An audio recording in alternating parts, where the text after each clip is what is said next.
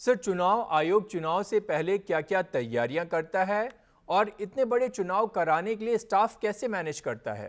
हमारे देश में हमारे संविधान निर्माताओं ने एक बहुत अच्छी व्यवस्था हमें बना के दी है कि चुनाव आयोग बहुत छोटा होगा, बहुत अमला छोटा होगा, लेकिन जब भी चुनाव आएंगे तो संविधान में ही उन्होंने लिख दिया था कि the president in respect of union government staff and the governor of a state in respect of that state government staff shall provide the staff necessary for conducting election to the election commission। तो shell word का उपयोग जो है वो indicate करता है कि उनको कोई चॉइस नहीं होगी। इलेक्शन कमीशन ने जो बता दिया कि ये आवश्यक है, उन सबको उन्हें देना पड़ेगा। तो इस तरह से करीब 1.5 करोड़ लोग इलेक्शन कमीशन के पास आ जाते हैं temporarily for the period of elections, और उस तरह से हम इलेक्शन करा लेते हैं। तो अपने यहाँ बहुत अच्छी व्यवस्था इसकी है, जो जिसका आधार संविधान ही है। बाकी व्यवस्थाएं तो 1 साल पहले से तैयारी शुरू हो जाती है। सारे डिविजन्स जो हैं उनको मैन करने के लिए केंद्रीय सरकार के और दूसरी जगह से एक्सपर्ट्स को हायर कर लेते हैं टेम्पोररीली 6 महीने के लिए, 3 महीने के लिए, और वो सब अपने अपने काम करते रहते हैं। और इलेक्शन आने पर सारी तैयारियों का निरीक्षण करके जब इलेक्शन कमीशन संतुष्ट होता है तब वो अनाउंस करती है।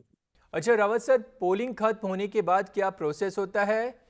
इन ईवीएम मशीन्स को कहां और कैसे रखा जाता है? जब भी पोलिंग खत्म हो जाती है तो ईवीएम और वीवीपैट को सील करके, बैग में बंद करके, उसे फिर सील करके और सारे पोलिंग एजेंट से दस्तखत करा के उसको पोलिंग पार्टी अपने साथ सिक्योरिटी फोर्सेस के साथ ले जाके जिला मुख्यालय या आरओ मुख्यालय पर स्ट्रांग रूम में जमा करके वापस जाती है।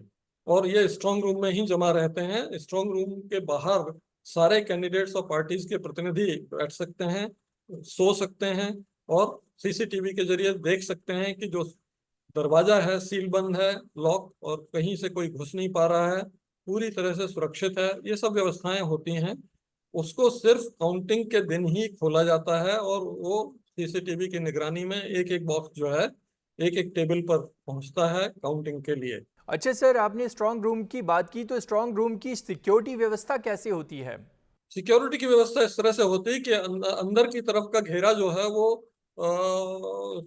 सेंट्रल पैरामिलिट्री फोर्सेस का होता है, उसके बाद स्टेट पुलिस का होता है, और उसके बाद जो है ये लोग बैठते हैं, जो दूसरे लोग वो चेक कर सकते हैं। सीसीटीवी की व्यवस्था होती है, किसी भी तरह से आग ना लगे उसके लिए पूरे प्रिवेंटिव स्टेप्स लिए जाते हैं।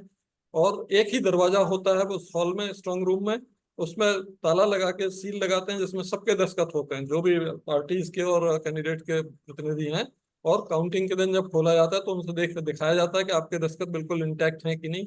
सारी सुरक्षा रखी जाती है। अच्छा सर, अब काउंटिंग डे पे आते हैं, तो काउंटिंग डे का क्या प्रोसेस होता है और रिजल्ट डिक्लेयर करते वक्त चुनाव आयोग क्या क्या बातें ध्यान रखता है? काउंटिंग डे को ये सब ईवीएम वगैरह, स्ट्रांग रूम वगैरह खोलने की व्यवस्था करने के बाद सबसे पहले पोस्टल बैलेट्स की काउंटिंग होती है।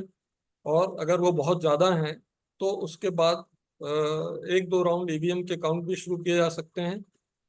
अगर कम है तो उनके ख़त्म होने के बाद ही ईवीएम के राउंड किए जा सकते हैं। और लेकिन ज़्यादा होने पर ये किया जाता है कि लास्ट के 1-2 राउंड रोक दिए जाते हैं। जब तक पोस्टल बैलेट पूरा नहीं हो जाता तब तक ईवीएम काउंट को ख़त्म नहीं किया जाता है, ताकि इस तरह का संदेह ना रहे कि ईवीएम में जो कमी बेशी है उसको पोस्टल बैलेट के माध्यम से पूरा करने का षड्यंत्र किया गया है। इन सब चीज़ों का ध्यान रखा जाता है। और इसकी पूरी जानकारी राउंड वाइज पूरी पब्लिक में शेयर करने के लिए बड़े बड़े बोर्ड लगा के इलेक्शन कमीशन में, आरओ के यहाँ, डीईओ के यहाँ सब जगह बताया जाता है, ताकि सबको पता रहे। प्रेस मीडिया के लोगों की एंट्री रहती है, उनको भी वहाँ देखने की इजाज़त रहती है। सारे काउंटिंग एजेंट्स रहते हैं, उनके सामने ये सारी व्यवस्था चलती है, पूरी काउंटिंग के वो होता है। और जब रिजल्ट निकल जाता है वीवीपैट स्लिप काउंट के बाद, तभी काउंटिंग बंद होती है और सर्टिफिकेट देने के बाद ही क्लोज होती है।